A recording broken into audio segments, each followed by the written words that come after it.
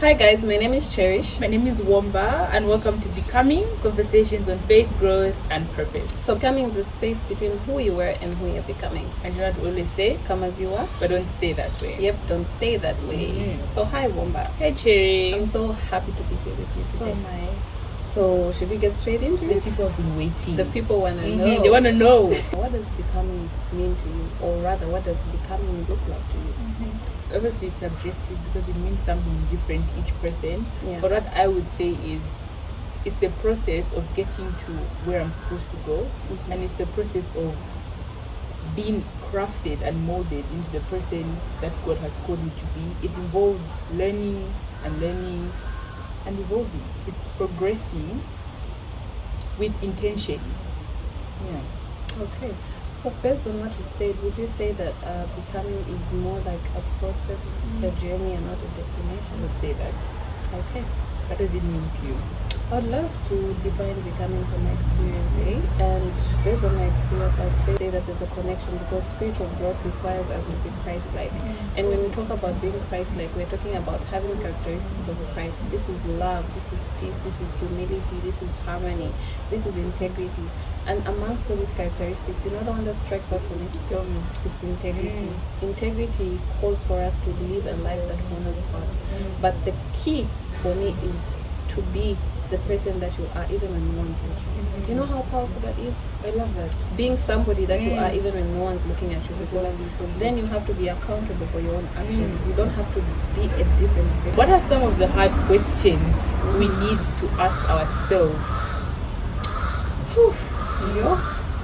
Okay, based on my experience, first of all, I would love to say that when you ask yourself the hard questions, it requires you to be true to yourself. You have to sit down and do a self-reflection. And some of the hard questions that we should ask ourselves is mostly, are we living a life that is a reflection of Christ? I think it's important to ask yourself to say, if anybody asks me, how would I answer to that question if I'm being a representation or reflection of Christ? And then another hard question I think would be the people we surround ourselves with, because bad character corrupts good manners. So it's important to surround yourself with people that are building you. It's important to surround yourself with people that are molding you into the person that you want to become. And oftentimes you find that one of the hard questions you can ask yourself is it okay for me to be with this person? Is it okay for me to be friends with this person? Is it okay for me to mingle with this person? What would be your take on friendships regarding hard question, surrounding yourself with people that you shouldn't be with? So, my take on friendships is it's more about alignment than history. Because what I would say from my experience is I thought that you always keep people because I've been with them for the longest time.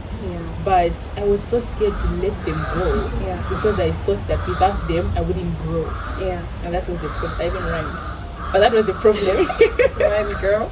But then that was a problem. In every friendship there should be, or even relationship in general, there should be that mutual respect and wanting to genuinely grow together as people. Exactly. So I think it's really important to have purposeful and meaningful friendships. And I think it's also important to have friendships that align with your goals, that align with your values, that align with the person that you want to become. It goes back to the same thing that we were talking about, to say that you need to build relationships with people who align with your values, align with your vision, align with your goals. And that's why I think it was easier for us to start the podcast. Like on my end, I had a personal conviction to spread the gospel, to talk about what God has done in my life, to talk about what God is still doing. But I wouldn't say I didn't have the courage to do it.